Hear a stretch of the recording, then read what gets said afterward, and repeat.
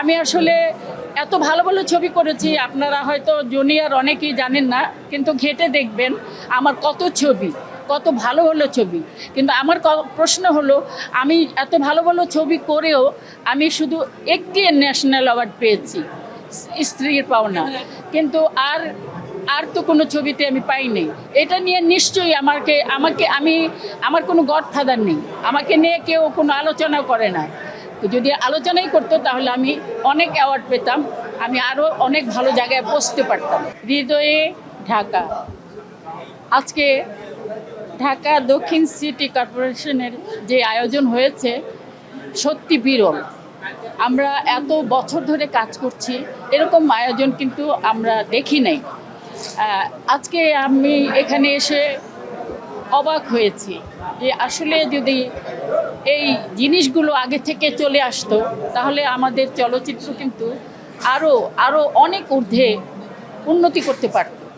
তো আজকের অনুষ্ঠানের আলোচনায় বুঝতে পেরেছি যে ভবিষ্যৎ সবাই যদি আমরা শিল্পী কলাকৌশলীরা যদি একত্র থাকি, মিলমিশ হয়ে থাকি, আমাদের মধ্যে যেন হৃদয়তা থাকে, ভালোবাসা থাকে, তাহলে এই ফিল্ম ইন্ডাস্ট্রি আবার সেই আগের জায়গায় পৌঁছতে পারবে। এবং ইনশাল্লাহ হল মালিকরা, আপনারা দেখেছেন, আপনারা অনেক কষ্ট করে গরমের মধ্যে এই যে ধারণ করছেন, আমাদেরও খারাপ লাগছে, আমরাও গরমের মধ্যে ছিলাম, তবুও আমাদের চাইতে আপনারা বেশি কষ্ট করেছেন। একজন লায়ন সিনেমার হলের মালিকের কথা আপনারা শুনেছেন, তারও হল ছিল। তা এত হল যেখানে ছিল, আগে বিনোদনের মাধ্যমই ছিল চলচ্চিত্র। চলচ্চিত্র মানে এমন একটা জায়গা, বিরাট মাধ্যম, শুধু বাংলাদেশে না, সারা ওয়ার্ল্ডে কিন্তু চলচ্চিত্র বিরাট বিরাট মাধ্যম। চলচ্চিত্র আসার জন্য পৃথিবীর অনেক মানুষ পাগল থাকে চলচ্চিত্রতে আসার জন্য, কিন্তু কারো যদি ভাগ্যে থাকে আসে, কারো ভাগ্যে না থাকে আসতে পারে না। তো আজকে যে হল মালিক কথা বলে গেছে, এই যে মধুমিতা হলের মালিক নওশাদ ভাই, ওনারা ঈদে ছবি চালায়, তারপর আর চলে না, বন্ধ থাকে। এটা আমাদের জন্য বিরাট ক্ষতিকর, বিরাট।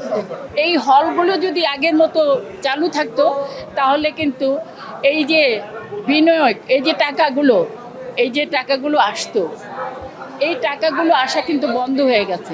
আমি আজকে পুরস্কার বললাম না যে সিটি কর্পোরেশনের থেকে আমাকে, আবার আমার সিনিয়র যারা ছিলেন, যারা পেয়েছেন, তাদের সবাইয়ের জন্য আমার অনেক অন্তর থেকে ভালোবাসা রইল, দোয়া রইল, শুভেচ্ছা রইল।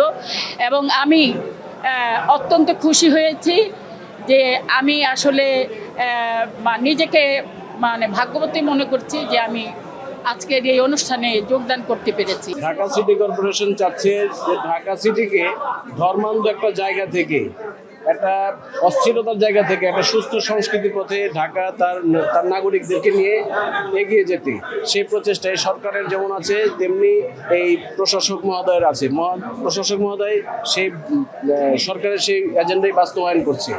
সেটার জন্য আজকের এই আয়োজন করা হয়েছে, যে আয়োজনকে আপনারা আরও সাফল্যমণ্ডিত করতে পারেন আগামী 7 দিন। কারণ 7 দিনে 13টা ছবি দেখানো হবে আমাদের এখানে, সব একেবারে বরেণ্য ছবি এখানে। আর আজকে আমরা 58 জনকে করেছি, অ্যাওয়ার্ড দেওয়া হয়েছে এখানে, যারা আমাদের মাঝে নাই তাদেরকে, এবং যারা এখনো আমাদের মাঝে আছেন তাদেরকে।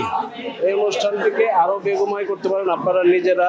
আসলে এটা যেমন এখানে আপনারা উল্লেখ করতে হয়, এহতেশাম, মুস্তাফিজের মতন যারা বাণিজ্যিক ঘরানা ছবিকে বাংলাদেশে ইন্ট্রোডিউস করেছে, তাদের উত্তরসূরিরা এখানে আসছেন। আজকে এখানে খান জয়নুলের ছেলে এখানে আসছেন। নতুন আপা একটা এই স্টেজে কথা বলেছেন যে সে তো বীরঙ্গনার যে ক্যারেক্টারটা প্লে করেছেন, সেই ক্যারেক্টার আমি সবসময় বলি নতুন আপাকে, আপনি কিন্তু জাতীয় পুরস্কার পাওয়ার মতন অভিনয় করেছিলেন, ব্যাড লাক, এটার জন্য সে পায় নাই। তবে তার আক্ষেপটা নিশ্চয়ই ঘুচবে।